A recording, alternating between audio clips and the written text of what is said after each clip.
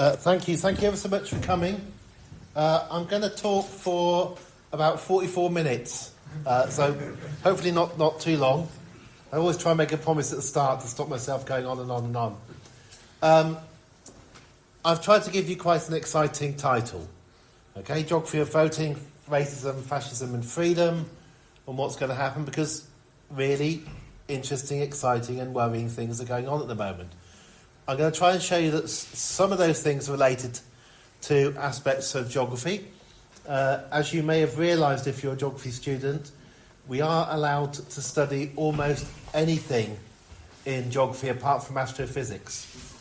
Geographers have successfully won research grants from every funding council in Britain apart from the Astrophysics Research Council. So geography is, in a way, the subject of the future.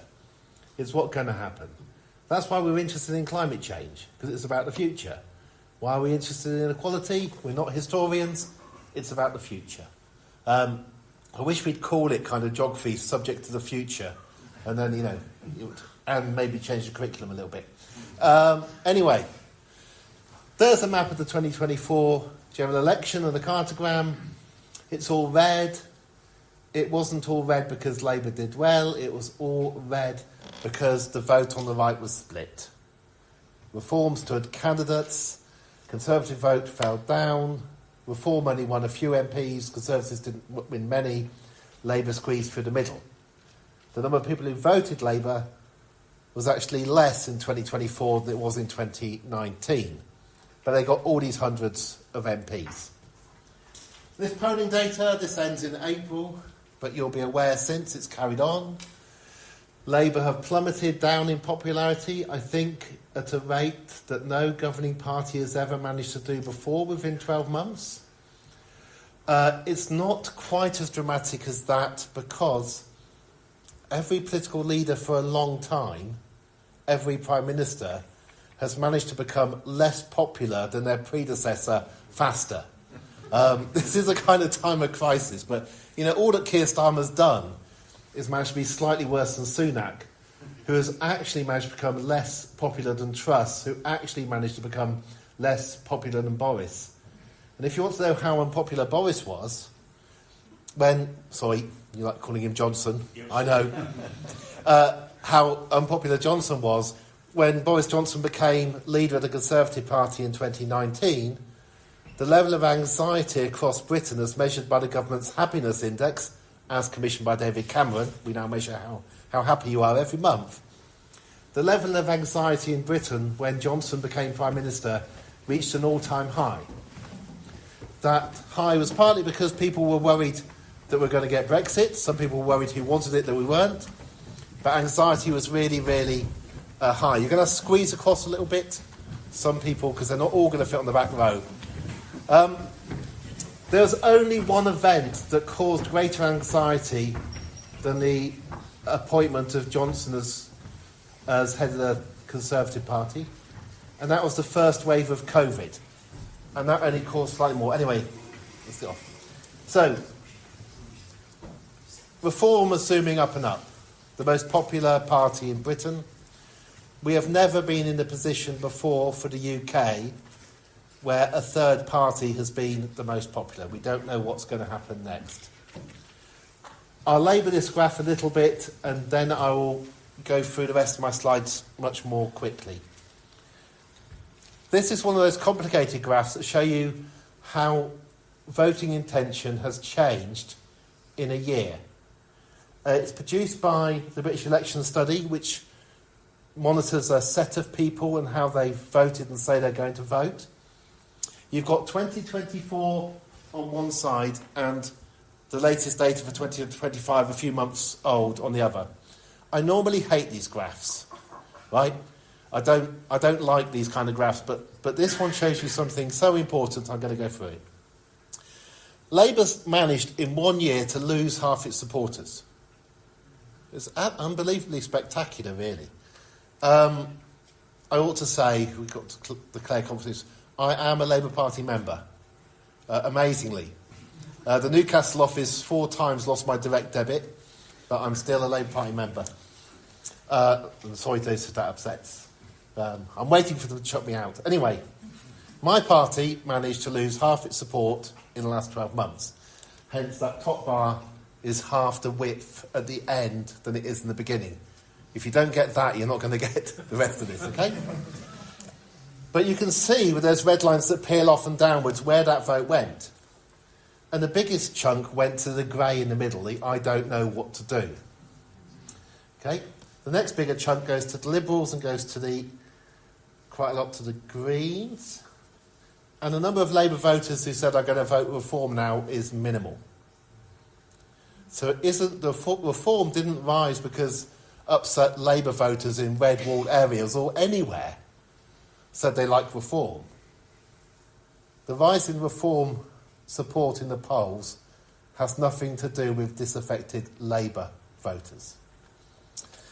Liberals, they end up roughly the same size as they were a year ago in the election, but they've lost some to don't knows, they've won some from Labour, same size.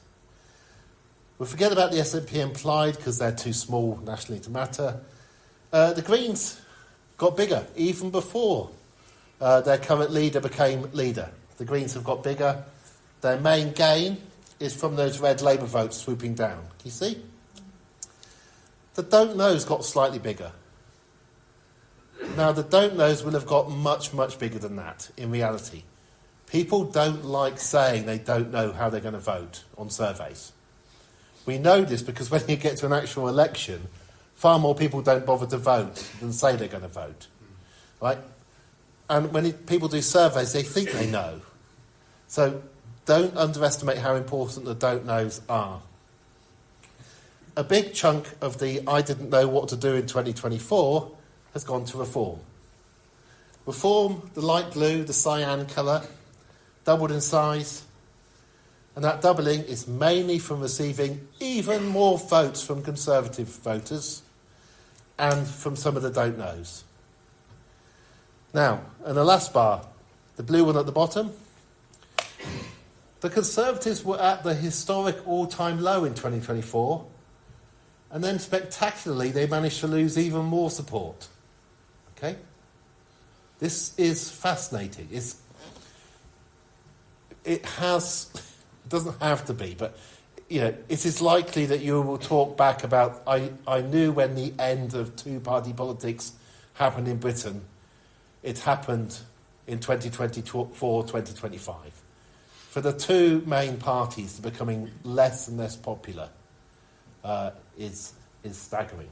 But it isn't that Labour voters want Reform. It's that former Conservative voters are moving to Reform. And Conservative voters are still generally more affluent people. In the red wall seats, there are many enclaves of the red wall seats, places like Greater Grimsby and so on. There are wards which are in the richest fifth in the country. These are retirement villages within those areas where people have cashed up in London and moved back up north. Don't think of the red wall seats as necessarily being poor. When we look at who votes Conservative or Reform, or we look at who voted for Brexit, the majority of voters were social class A, B, C, 1 who voted for Brexit. Something like 60%. More important geographically, and that's partly because A, B, C, 1 are more likely to vote. More important geographically, the majority of voters for Brexit lived in the south of England, where a slight minority of the electorate lived. Right. Support for Reform, for Brexit, for the right is southern and generally middle class and very, very old. It often doesn't look middle class because often it's people who don't necessarily have an A level or an O level. Because very few people aged 75 or 80 or 90 had an A level. Okay, anyway, I should stop there. And I'll be quick. I'll let you read this about racism. There is deep concern about a possible rise in racism. I say possible because the surveys that I look at, which are about attitudes of people, keep on showing that younger people are becoming less and less racist with every cohort and every generation, and the old are not becoming more racist. Basic survey questions. Would you mind somebody in your family marrying somebody from a different ethnic group? Every time that's asked, fewer people saying they'd mind. Don't think that people have become more racist in Britain when you ask them questions, which kind of makes sense. But the sense of intimidation, the sense of nastiness, when politicians say things like, oh, we might get rid of your right to live here. I mean, if you're trying to shoot a country in the knees, telling people that the indefinite right to remain that they thought they had might go, you know, but that isn't the general population being racist. That's a few politicians saying some nasty things that are particularly targeted to try to get support from a particular set of people. I could go to Handsworth in Birmingham and go, oh, I couldn't see a white face. Right? It's not hard to do. That doesn't mean people are racist. It means that there's a politician who wants to become leader of the Conservative Party. Yeah, to put it bluntly. Handsworth in Birmingham was one of the most mixed areas in the country. There are many, many places in Britain, geographically, which are 98, 99% white. It's the only real group which is. There are many examples of increased segregation, but not by race. We don't have any white flight that we can measure. We don't have any concentration of ghettos yet. We have had ghettos in the sky above the 5th floor 20 years ago.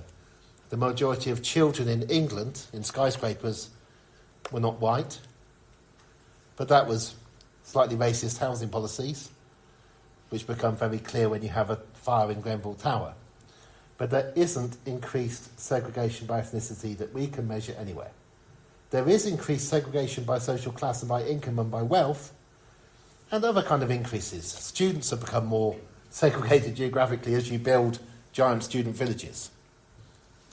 We walk parallel lives by social class, more than we used to. In my home city of Oxford, there's a £100,000 house price difference between the catchment areas of the state secondary schools.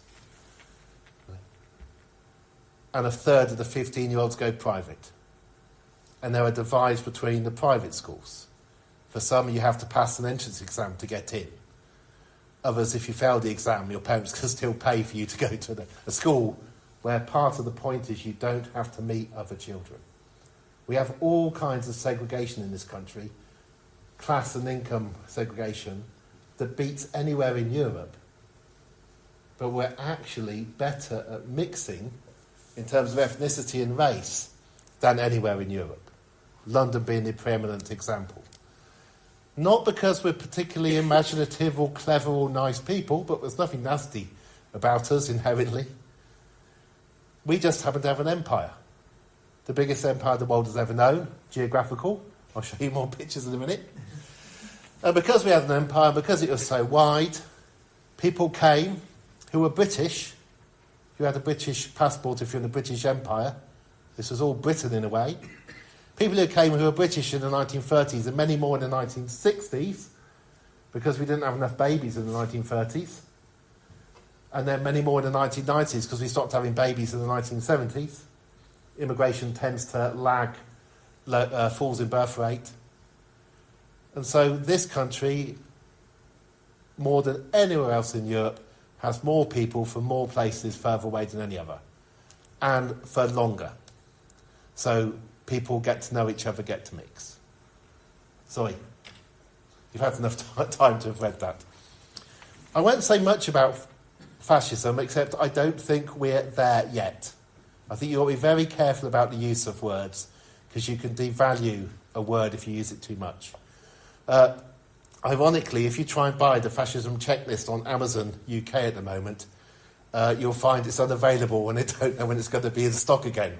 So clearly enough people have been buying this poster. I'll let you read these. It's the standard warnings from the 1930s. And of course, I'm joking, but I'm joking because we're not in the United States of America. I couldn't do this lecture in the United States of America. It is questionable whether it would be advisable for me to actually even go there. And I'm not that radical. My university, the University of Oxford, has only given one university-wide travel warning that I've seen in the 12 years I've been there. We have lots of little warnings about going to China and so on and what you're doing, other countries, of course, and anywhere listed by the Foreign Office. But the only university-wide travel warning email that came out at the University of Oxford was just before Easter this year, which was, please think carefully before flying to the United States, which shocked me.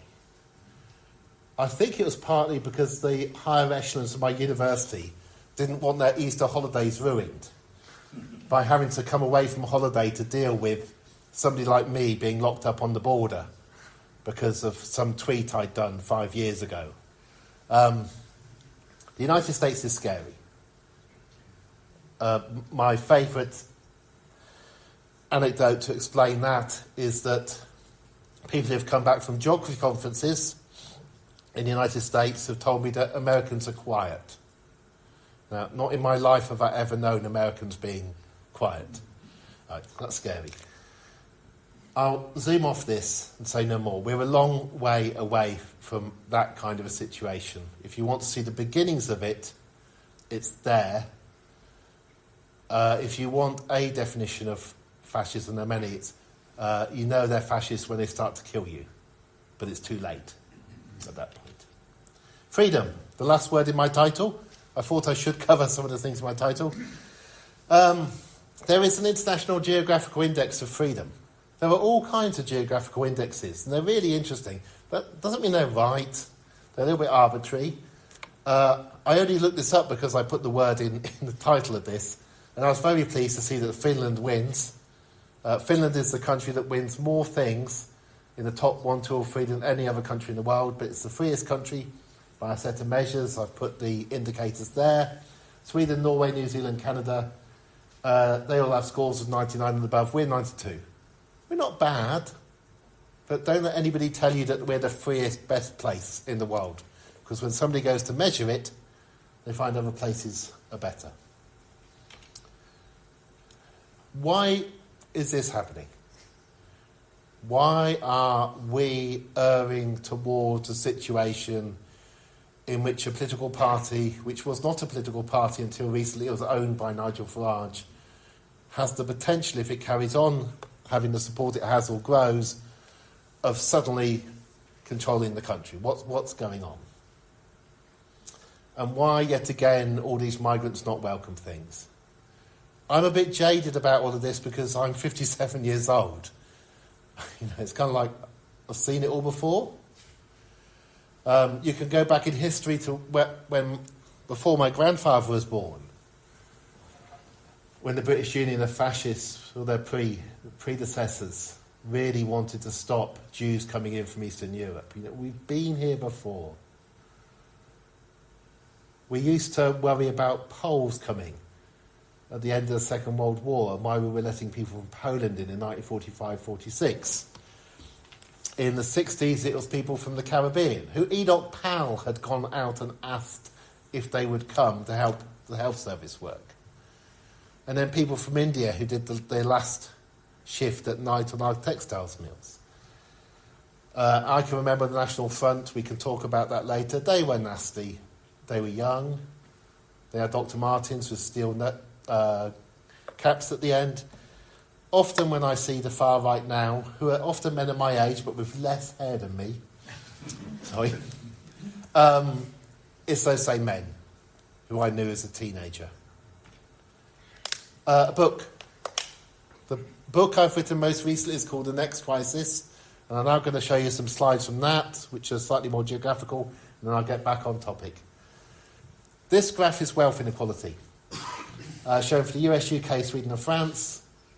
And look, it was much worse in the past. We have a problem now, the problem is the billionaires, but we don't have a problem with the top 1 or 2% having the kind of wealth they used to have in the past. It's worse than it was, it's gone up, but it's not at an all-time high. It's easy to think that everything is terrible.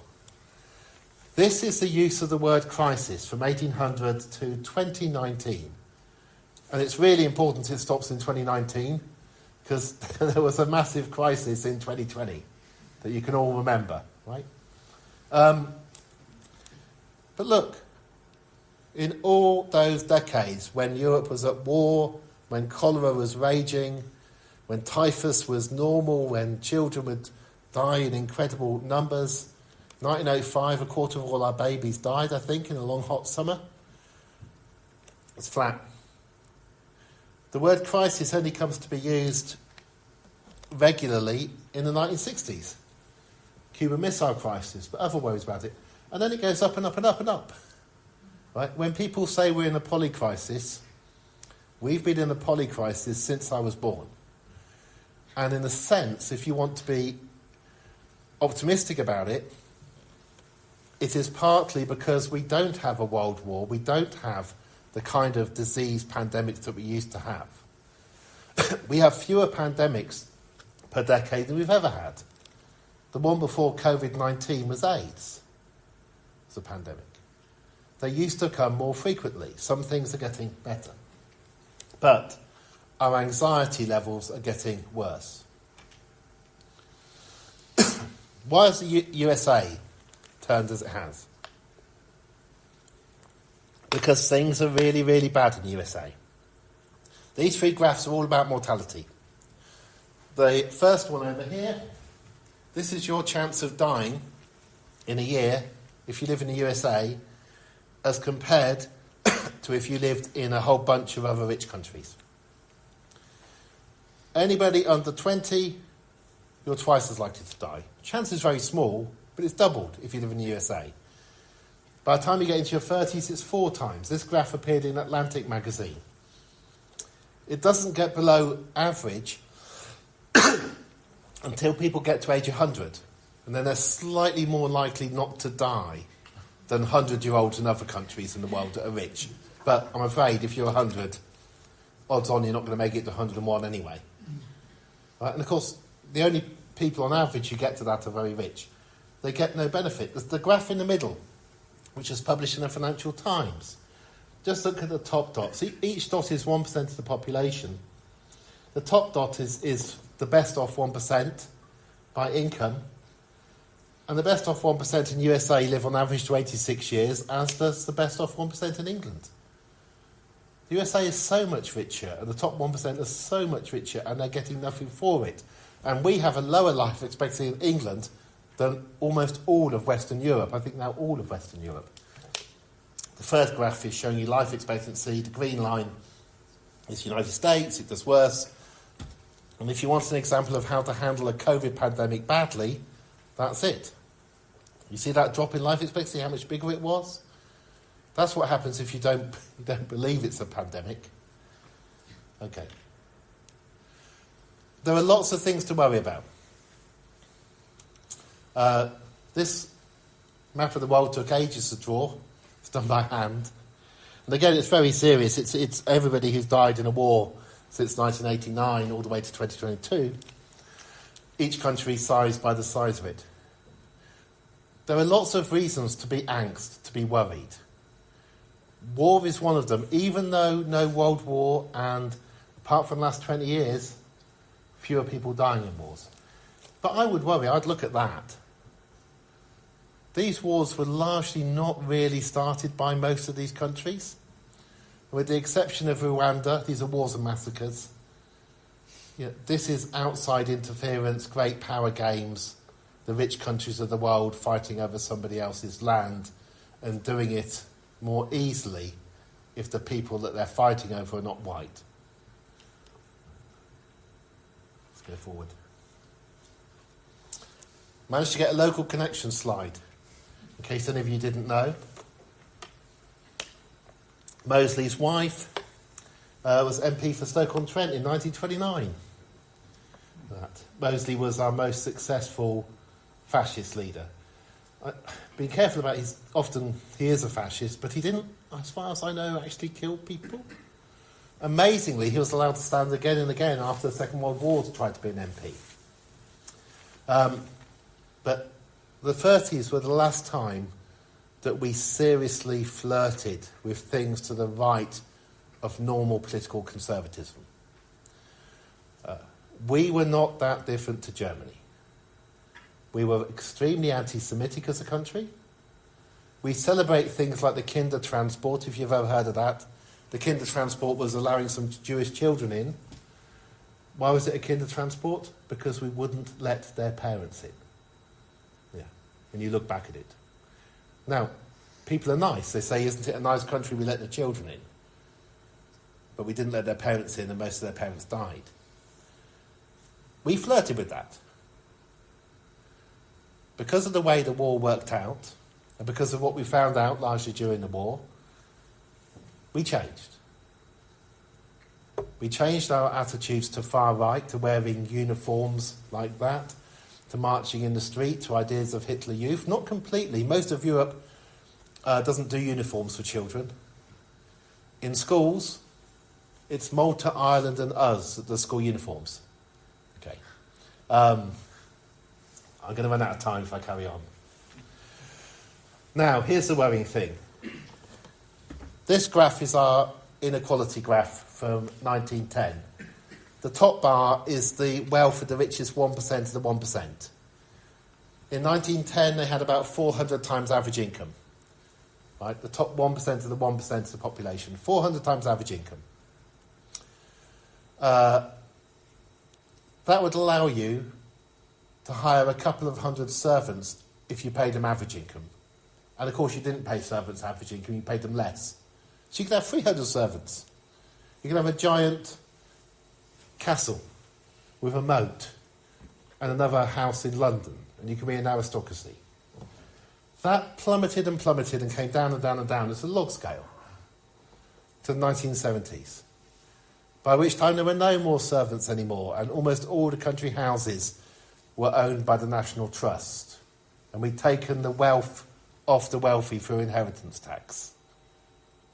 And then it rose again from the late 1970s back up to 1930s level. Not as bad, but it rose. In the 1970s, we were the second most equitable large country in Europe after Sweden. I grew up in a Scandinavian country called England. There were all kinds of ways in which this was manifest. It was normal to go on holiday camping, whether you were posh or working class. Really rich people put a caravan on the back of their car and drove to France. Right? Hardly anybody flew anywhere. Oh, and everybody had a holiday, almost everybody. 1 in 3 school children now do not have a summer holiday, do not have a week away from their family or friends, or from their family home. Schools were much more equitable. We just got rid, or were getting rid in most places, the 11 plus. We were introducing the most equitable education system possibly in the world by the late 60s, early 1970s.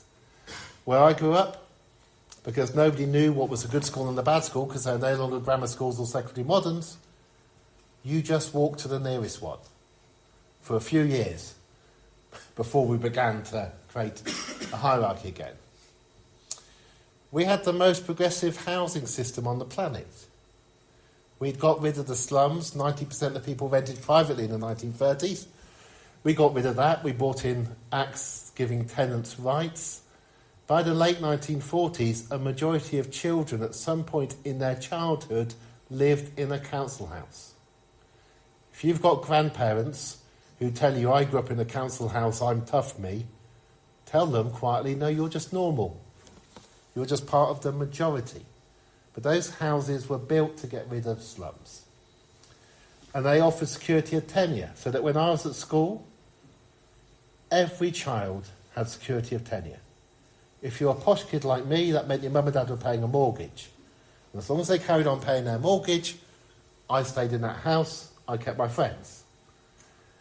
If they're less posh and they're in a council house, as long as you pay your rent, you're there forever. Right? Now around about 1 in 3 children in England, their family are privately renting, they can be chucked out with 2 months' notice. In London, that's quite common. You're chucked out, you've got to find somewhere else to live, you've got to move school, you lose your friends. It was never the plan. But rising inequality leads to all these things happening. For those who don't know, this is Brideshead Revisited, the film, and just going back to how unequal we were just over 100 years ago. And zooming in on the top 1%, or 1% and 1%. Now, when you have enormous inequality, people can't deal with it well. There was a book called The Spirit Level, published in 2010, and each political party did a response to it, the Liberals, the Labour, the Conservatives. And I loved the Conservatives' little pamphlet, which was basically said, what we need to do is make sure that people are not aware of what their position is in society, and then they won't be annoyed about it.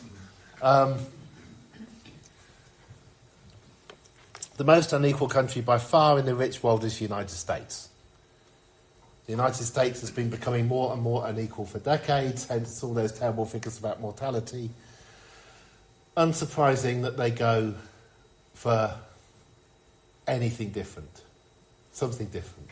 The great leader, make America great again. Stop the rip-off from China. Use tariffs, they're going to help.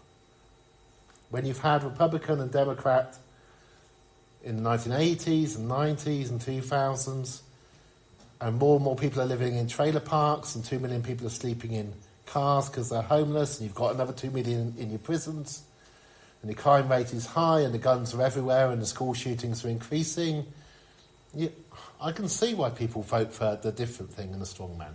Now, we're not there yet, but give or take Bulgaria, we're the most unequal country in Europe. And so we are a worry. I've got 5 to 10 minutes left, so I'm going to flip over some other issues, just in case I bored some of you who are doing A-level, and you want to look at something else, or optimism, because a lot of this is about people worrying. And a lot of our worries are misplaced because we don't actually know what's going to happen. That may not reduce your worry, but this is the runaway train graph of world population. Far too many people going up and up, we're going to burn the planet. This book, which was published a few months ago after the spike by Dean Pears and Michael Garuso, is about what's going to happen if current trends continue, which is that world population will probably get up to 9 or 10 billion by the time that some of you are very old but still alive. We hit our peak, but then the deceleration is going to be quite fast. It's going to go down. 8, 7, 6. Because there's absolutely no evidence that we go back up to 2 children again anywhere in the world once we've gone below it. This isn't necessarily a bad thing. I'm sure we could do okay as a species for sometimes there being less of us. I don't think we could have capitalism with falling customers, but anyway.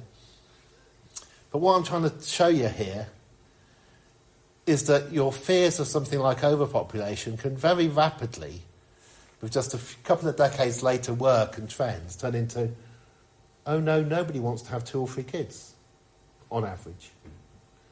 Or take climate change.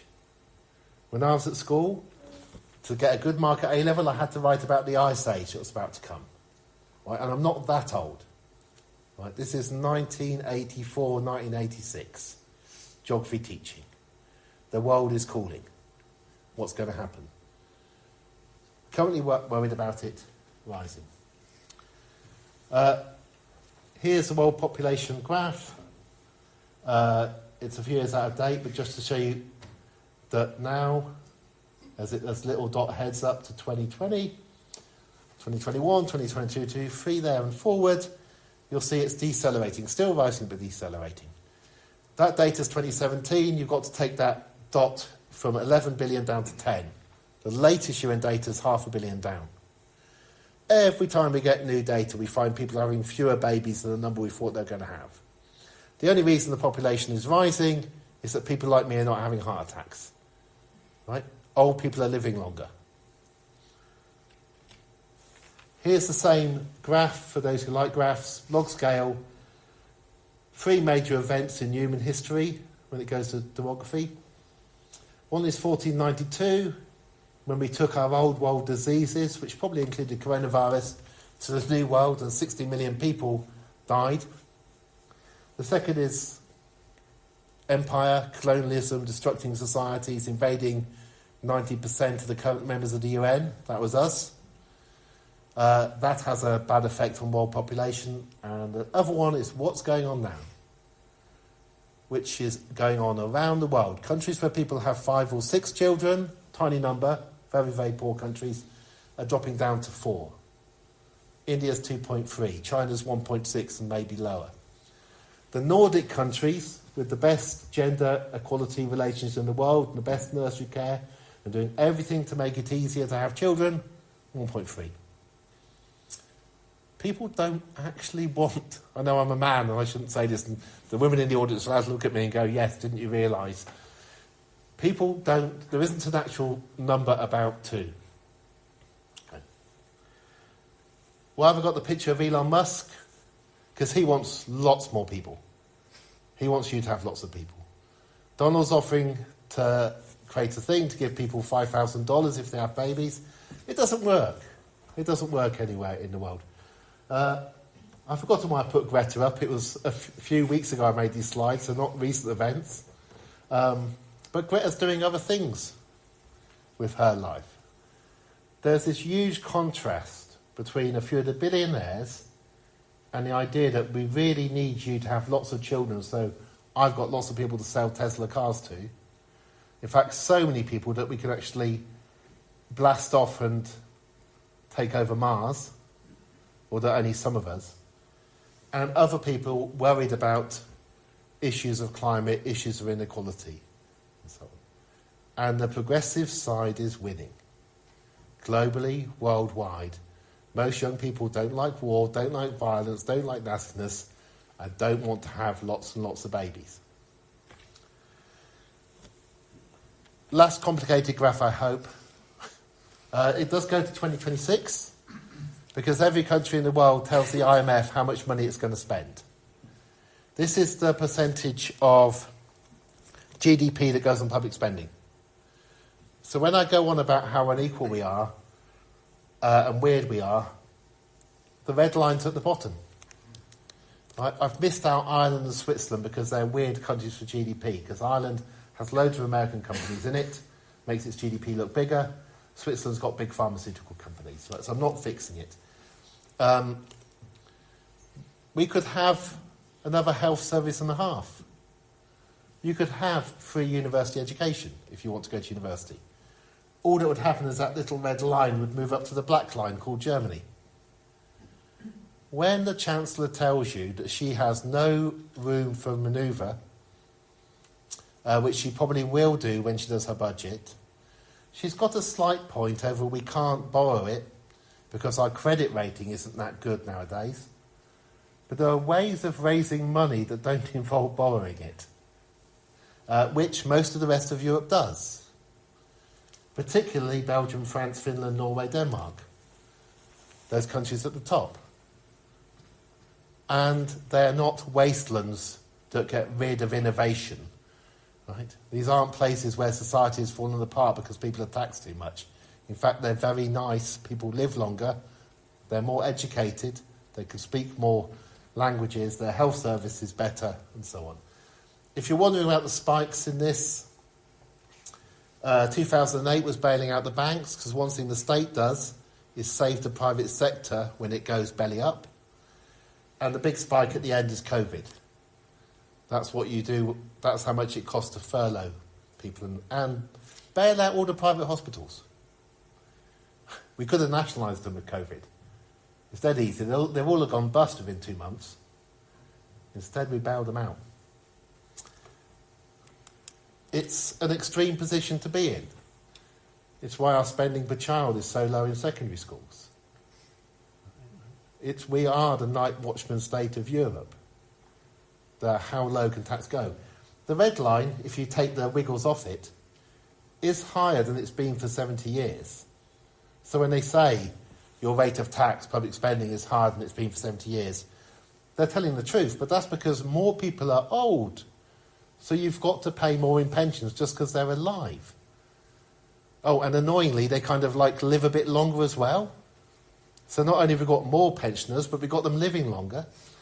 and they use the health service and so on. The general rise is mainly a rise in the cost of ageing, but also we're not willing to put up with certain things that we sort of were in the past. Children sleeping rough, other basic, and some inefficiency. A couple of quotes, gets a bit depressing. I'll try and, you have to read them fast because I'm running out of time. But if you're trying to work out how did it come to this, Stephanie Flanders, Bloomberg News. She's not a radical journalist. John Byrne Murdoch, Financial Times. Right? We're doing badly. And here we are in Stoke. This is one of the places where absolutely the average standard of living here is below the average standard of living in most of Eastern Europe.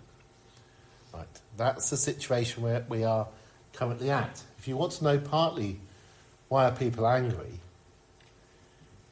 although some things are not as bad as you might say, and they're definitely better than they were 30 years ago or 60 or 90, compared to what they could be like, they're not good enough.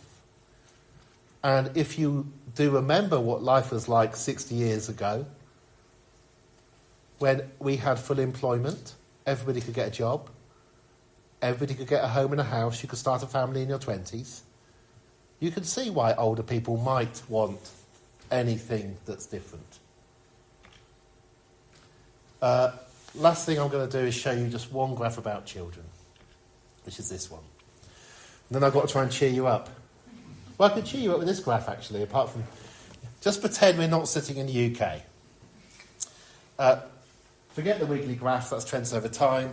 This is the United Nations' latest figures for affluent countries on changes in child poverty in the most recent 7 years, which ends 2021, that they did. So it's a little bit of time ago. Imagine we're in Poland. Imagine saying there's been a 34% drop in child poverty in 7 years. Huge, major achievement. Slovenia, Latvia, Lithuania, Korea. Korea, the poster child of inequality in the East. If you think about Squid Games or Parasite. Okay, very unequal country. Huge drop in child poverty. Estonia, Canada, Romania, Portugal, Croatia, Japan, Ireland, Malta, Greece, Belgium, Czechia, New Zealand, Bulgaria, Chile, even the USA up to that point. Slovenia, Spain. It's good news. And there's also falls in child poverty in most of the poor world, and there's infant mortality is falling almost everywhere. The bad news, if you've got good eyesight, is the bar at the top. Right? And these are just statistics. Right? So there's people's sense it's not quite right. And also we managed to have a 20% increase in child poverty in the most recent period. Right? We didn't have to have. You don't have to be like that. Everybody else managed not to. I feel a little bit like a teacher of the class, telling a kid, you were really bad. There will be reasons geographically about why it was us and why it's us now. But this is the danger. The danger is that the social situation and the economic situation has been so bad in recent years for so long that people are going to behave in a way that they haven't before because they're being offered something different. This is what people worry about in the world the most. Cost of living, inflation and poverty. Second thing they worry about most is unemployment. Next about crime, violence, war. Then about things like healthcare. Climate is just the fifth worry in the world, less than all the other things. If nice affluent people are going on and on about we really should care about the climate, which we should do, but in a world in which most people worry about these things, you can see how your politics cannot work, or how you can go, well, they care about the climate, I'm worried about my grandkids. Now, of course, it's the same thing, but climate change still feels far away for many people, particularly in the north of England. I haven't got enough time to talk about conspiracy theories, I think they're fascinating. You can enjoy the cartoons. YouGov were measuring conspiracy theories. This is about the most important conspiracy theory, which is that a secretive group rules the world. I always think the wording of this question is really unfair because, when Tony Blair and George Bush met to decide to do the Iraq War, they did meet in secret. When rich people meet on yachts, they do meet in secret. But it's not true. There isn't a set of people who really meet in secret and rule the world. What's interesting about the YouGov survey of conspiracy theories is that one of the conspiracy theories they put out in their survey was whether Russia interfered in the US election. And after sending the survey out and before getting the results, it turned out it was true. So you can never be sure. I'm not going to say any more about the billionaires. I'm going to leave you with this. And it's about optimism. So, 100 years ago, there used to be socialist Sunday schools for adults who wanted to send their children away on a Sunday morning for whatever reason. The adults didn't want their kids to be in on a Sunday morning. I always think Sunday schools are interesting. I was sent to a normal Sunday school, so I had to go at the age of 6 down the road to the church, and then I coloured Jesus blue. And 2 hours later I could come home again. But this was a socialist Sunday school movement. There apparently is still one in Glasgow. But look at the 10 Commandments. They're really meek and mild, aren't they? But 100 years ago, that was seen as seditious and dangerous kind of stuff. As well as the idea, of course, of not sending children to church on a Sunday morning to colour in Jesus. Right?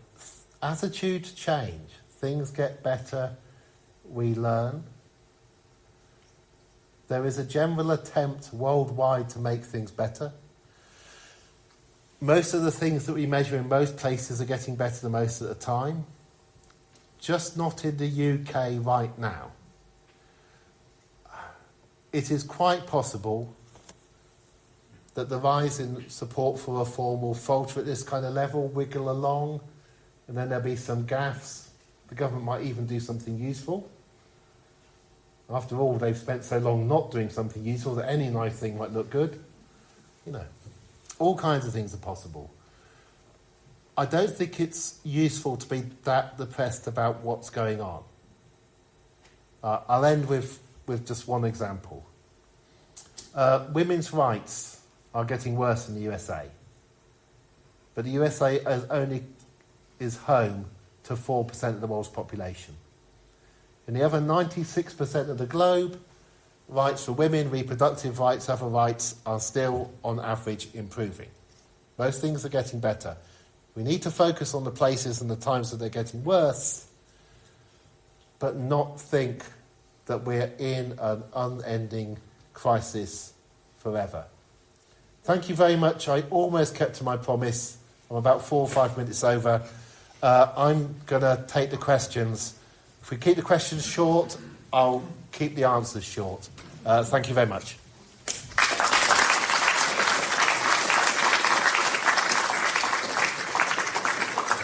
Thank you, Danny. Well, I'm sure there are going to be some questions or comments. Who'd like to start us off? Silence. Yes, do you think that universities are one of the prime culprits of inequality and hierarchy and makes society worse? Are universities one of the prime culprits of... They are selective, aren't they, and hierarchical? They are selective and hierarchical. Are universities part of the problem? So, worldwide, only 4 things are accelerating. Carbon emissions, bad news, accelerating.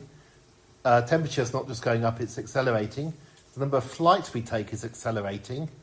And the 4th one is university student numbers, globally. The nice thing about that is we know that can't carry on accelerating because it's the percentage is going up. And the number of children is plummeting. Elite universities are really worried about why aren't they coming from China anymore, and actually quite grateful about what Trump did, because Hopefully Chinese students will come to us. But the main reason why we're getting fewer Chinese students is that there are less of them. Our universities in England are extremely weird. Our university system in England is extremely weird. It's a system that expanded and got big at the time of empire. If you go to my university in Oxford, there were a few tiny bits at the pre-empire time. It's lucky for us because we have a crest that doesn't include the crests of slavers, unlike Bristol, where the four crests at the University of Bristol are slave trader families and so on. But most of my university, most of the buildings, the money came from plantations and empire. And my university was set up, if you like, the modern version of it, to take 1% of young people in Cambridge and get them to be able to govern India. That was the kind of job. Ahead of a college this year, Hertford he was, before he retired, said we're training young people to rule the country and rule the world on the Today programme. So those attitudes are still there. Most universities in most countries serve their local city and Scotland. Glasgow University mainly serves Glasgow. Cologne University serves Cologne. And even in the States, most people go in-state and they go to their nearest one. The problem, I think, is this idea that we have of take you away from your home, take you away from your family, and teach you to be superior. And the reason we have it, particularly in England, is that this was a highly effective system in the past. But it's the same with our school system. The rest of the mainland of Europe has hardly any private schools, certainly not public schools.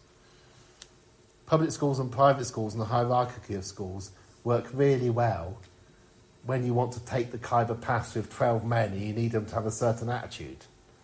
It's just not very useful when you've no longer got an empire. So my answer is they don't have to be, and most of them are not, but English ones in particular tend to be. But we're getting better. In some ways, getting worse in work. I'll tell you they're getting better, not they're getting worse. My university, 70% of undergraduates come from state schools. Okay, the 30% from private schools is still 4 times greater than the quality. But, my University of Oxford, Cambridge does even better. We take more children from state schools than Durham and Bristol and Exeter, and even what was Oxford Polytechnic, who now takes more children from more affluent backgrounds. But my wish was that in a couple of 100 years, the majority of students who go to Oxford would come from Oxfordshire, like I did. And you may think that's ridiculous, but the preeminent university in Europe before the English ones rose up was Padua, near Venice. The University of Padua is where almost everything was invented, not in an English university. We had great ideas. And the majority of students now, it was a European university you went to from across Europe. The University of Padua now mainly takes local Italians. And the buildings are more beautiful than Oxford. Don't ever think things can't change. I worry also that we're just going to keep on expanding the university age so that everybody ends up with a PhD. You've got to take the money out of it to stop that. If you keep the system being slightly profit-making, then all your children are going to have PhDs in 40 years' time, and it's going to be pointless. Martin? A question on alternatives to populism. I'll ask it directly, Danny. If you were advising Storm and the Labour Party, what would you say? What's the alternative to the scenario you're painting? It's interesting if you were in that privileged role of advising, what advice would you give them? Would you give them if they wouldn't necessarily ask me, because I was quite friendly with his predecessor. But he doesn't know that. So he might. Some of the things he has done very recently. Call racism racism. Right? Just call it. Come out with very strong words about it and talk about what it's like. I don't mind people doing that with 4 Union Jacks behind him, if it makes him happier. But literally call stuff out much more strongly. I have a friend who's an old working class Tory who saw this and went, it's just National Front again and it's nasty. So there's a constituency there who I think the benefit of saying it as it is would be greater than the loss. And then just do something. Don't hold back on the 2-child limit until the budget where you're going to bang in all the stuff that people hate. But then at the end you're going, but we're going to get rid of the 2-child limit. And Scotland, the lowest child poverty rate in the UK is in Scotland. We actually have a model of how to do it. And in the 80s, when you and I were beginning, Scotland had the worst child poverty rate. Things change. Be magnanimous. Actually say, we've looked at policies in Scotland where the Labour Party and the SNP agree quietly, and we're going to do some of that. But he needs to do some things. We don't have a huge amount of money. He's going to be dealing with various disasters to come, but a little spine and backbone. I do worry that he hasn't done this before in his life. That's my worry with Starmer. Whether he believes in it or not, would do it. I don't think there was a time when he ever called things out or was in the situation he may have to be. I worry that what they're trying to do is to get to a situation where there are only 2 options, Reform or Labour, and if some merely liberal person like me goes, I don't quite like your policies, I'm going to vote, even though I'm a Labour, I'm going to vote Green or Liberal, I could be letting Reform in, even in Oxford East. But I wish they would be more ambitious and not have a policy that says, let's let Reform get really big, and then we can win 2029 on the basis of that. Talk honestly about small boats and how desperate people have to be to get on one, and how many people on those boats can't swim. Can you imagine him saying that? And it wouldn't take much of a briefing to let him know. Or talk honestly about the number of children we have. Or talk honestly about what has been the economic benefit of the unexpected, much higher rate of immigration since Brexit, for where there's, people are gone. At the extreme, there's been reports done on Germany of what was the effect of letting in 1.5 million Syrians, much bigger than us, half of whom were children, war-damaged children. And the effect was economically positive. We can't even imagine doing something like that. You have to be a good actor, or even better, believe in it. The Green Party leader, who I don't who has a slightly dodgy background of Harley Street clinics and all stuff, but he's showing you how you do it. The alternative, which they may consider with another year in these polls, is you find somebody else who can say it with conviction and believes it. The problem is that he doesn't have a seat at the moment. Okay. Go on. Danny, can I ask you this? So, do you think there's an analogue between what's happened in Northern Ireland, where the traditional parties, mainly the SDLP, UUP, etc., disappeared and have been supplanted by what some people might say were more radical parties, and what's going to happen in the rest of the UK? Can you see any analogue between those situations? You can see. It's a horrible word, really English middle class word, but the disappointment. Like, if anybody ever says in politics they're disappointed with you, it means you've been very, very naughty. But decade after decade of not having improvements at the rate of other countries. Now, people don't know that unless they go and have a look. But you reach out and you try something different. Greece. If you think about the rise of Golden Dawn in Greece, that was trying something different. Syriza, voting for Syriza in Greece was desperately trying something different. You try something different and it almost always doesn't actually work. Now, thankfully, in Greece, they've got Golden Dawn, who are the far right, way down, almost disappeared. But I'd rather we didn't go through the period. We always talk about the rise of far-right populist parties. We tend not to talk about their fall in popularity, but they almost all do fall most of the time. They have to, otherwise we would be completely controlled by them. So you don't think there's been a shift then in white working class consciousness to a different level on the political scale?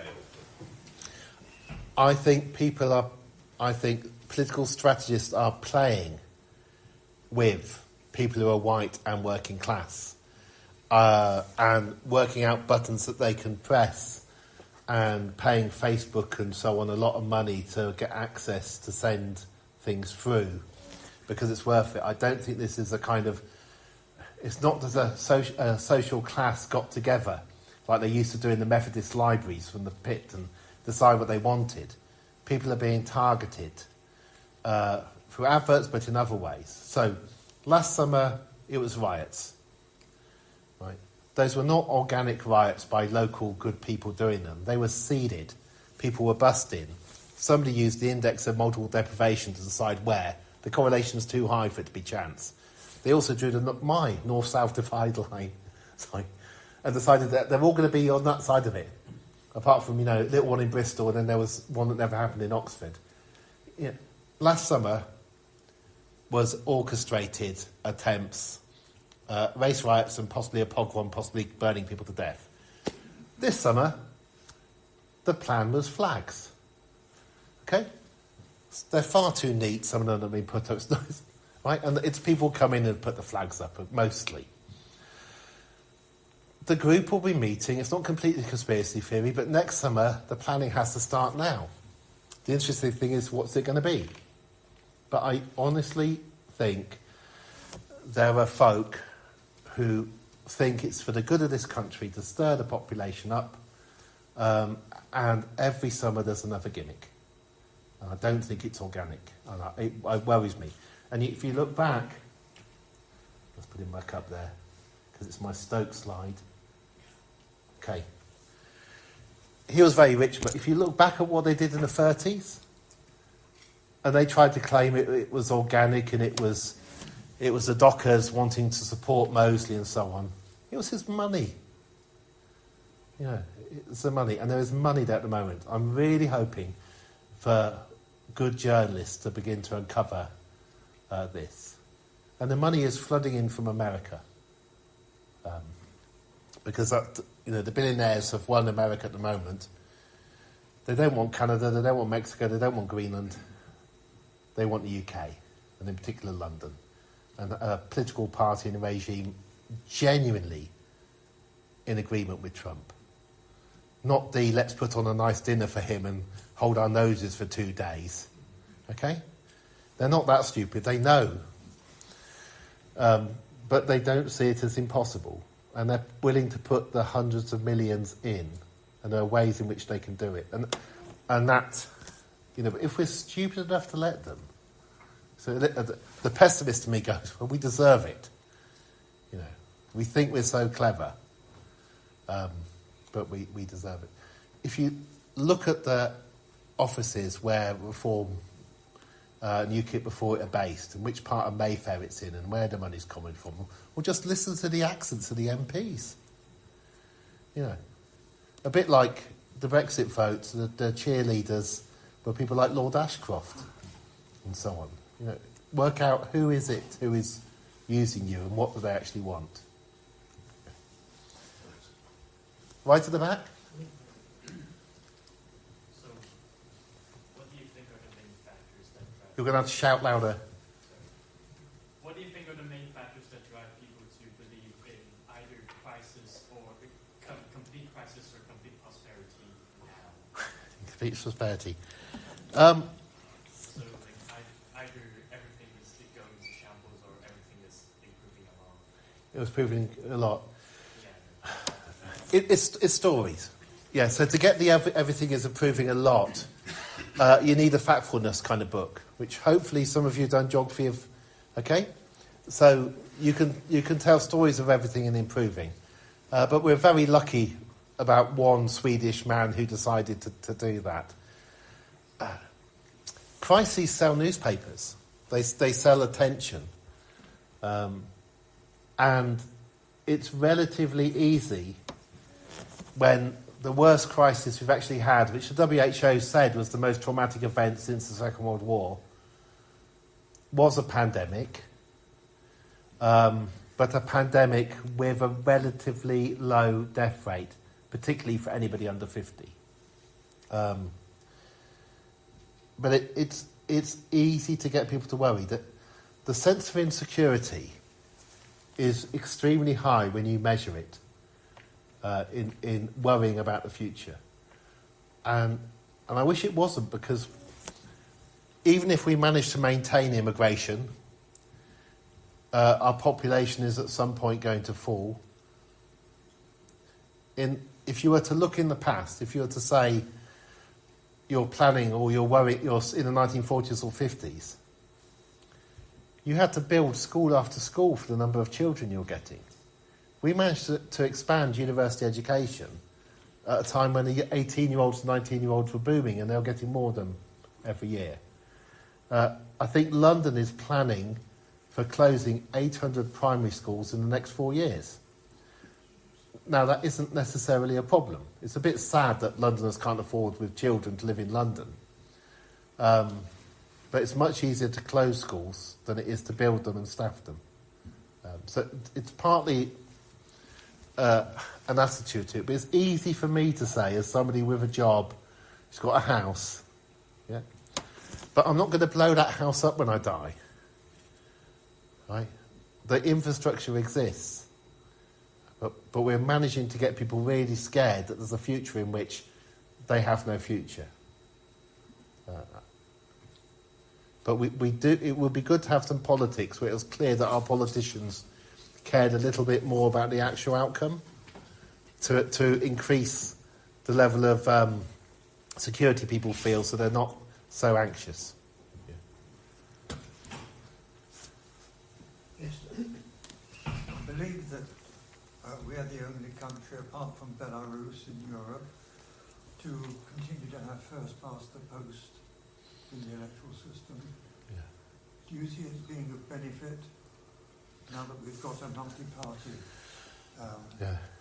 politics to go to proportional representation? Is first past the post of benefit, and we only have it for Westminster elections, so we don't have it in Scotland and in Wales and in London.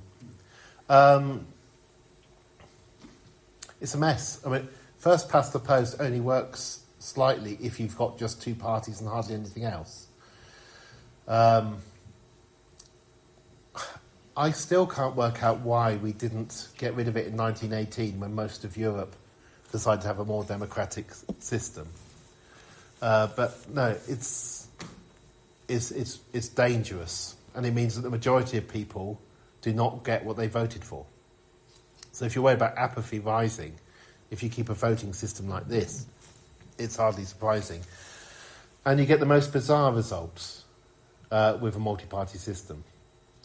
The key thing originally is to be concentrated, and if your supporters are concentrated, you can win quite a lot of seats. Hence, Labour rose up in the past because of coalfields and so on, which are concentrated. The Green Party can do quite well up to a certain level because of the concentration of young people and students in certain areas. But then they can't get much further easily. I don't know when it's going to go, but it's an anachronism that we have it. But also, I think it's only us in Iran who have clerics in our government. You know, we have bishops. And if you want one example, I think one of Labour's 17 achievements in the first year, there's a list of what we did. And one was women bishops in the House of Lords, you know. And you shouldn't have anybody in the House of Lords. But you know, we'll see. Sorry. Another question, please. Yes? It's kind of related, actually. I was just going to ask, what role do you think religion will play in the next 5 to 10 years in politics? Because I personally am seeing a rise in sort of Christian nationalism. Yeah. I just wonder what your thoughts are. I'm not at all sure. I mean, remember that religion always did play a role. So lots of Conservative MPs and ministers. Michael Gove went to church. Tony Blair, you know, was religious. So don't. It's always been there. I think slightly above the general level in the population as a whole. I can see it's easier to be a government minister if you think that God agrees with what you're doing as well. I don't think we're going to go the way of the USA, but I could be wrong. I think my impression is that we are a fairly tolerant country religiously, certainly compared to France. It's one of those things I said that we're good at. And the rise of evangelical Christianity in Britain that I've seen has tended to be quite a lot in poor areas, but some others, quite a lot of singing, not all of which is annoying. It's not the same as the right-wing evangelicals that you even see in New Zealand and Australia, let alone the USA. The kind of which have their tough love policies and get rid of the state, all we need is charity and colouring Jesus blue. Just my sense at the moment is it's not obviously rising. People are still, on average, becoming less religious. It's more of an identity of, this is my identity because my family have this identity, and I believe a bit, but I'm not entirely sure. I'm conscious of the... You mentioned sort of orchestration of different campaigns to sort of manipulate and change people's views. I wonder, perhaps 50, 100 years' time, how much you think foreign powers, Putin, for example, there might be evidence emerging of how much interference there's been in terms of paying for campaigns and social media manipulation as well. It's going to be fascinating. I think it was the Today programme either this morning or yesterday. I'm pretty sure it's this morning, going on about the influence of China and what terrible influence about the Chinese spies are having in Britain. Maybe a former head of MI6 was talking. And I was listening to this and I was thinking, we're kind of being overrun by Americans telling us what they want to do. Billionaires giving the Tony Blair Institute $300 million. And I could just see students in 100 years' time listening to the Today programme and saying, yes, they really did think China was the biggest threat to us, as these billionaires buy our country. I think we could overestimate some of it. A lot of it is closely related. So if you take the men involved in funding the Leave campaign, even though most of them were born in a British colony, but they had black servants, or their parents did, and they were white, they saw themselves as very British, even though it was overseas. I just have a current worry that I think it's 5 of the 7 richest men in the world stood behind Trump at his inauguration. And they're so gung-ho with what they achieved. And you could see they didn't think they were necessarily going to achieve it. They were so happy because they've got their man who's going to allow them to continue to exist, at least for another sense. There's a huge difference between the rise of inequality in the past and now. In 1979, when Margaret Thatcher came to power, 30% of people, better off people, saw their living standards double in about 10 years. Right? The Conservatives really helped the best off in Britain. Their houses went up in value, they became richer. Other areas really suffered, but it was a 30% block.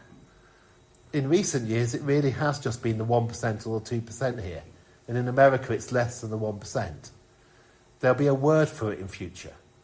Societies in which Musk's wealth is more than half of all Americans. And that's just him, let alone the other ones. So there will be a word in future to describe these kinds of societies that will be seen as primitive, and how on earth could all these humans allow one human to have that much power? And I think it'd be good if we began to recognise that now. It's really, really dangerous letting the minds of a few men control so much funding to policy think tanks to, at the point, say, how can they get rid of democracy? Because they may not be able to tell us how to vote the right way, and we may not behave.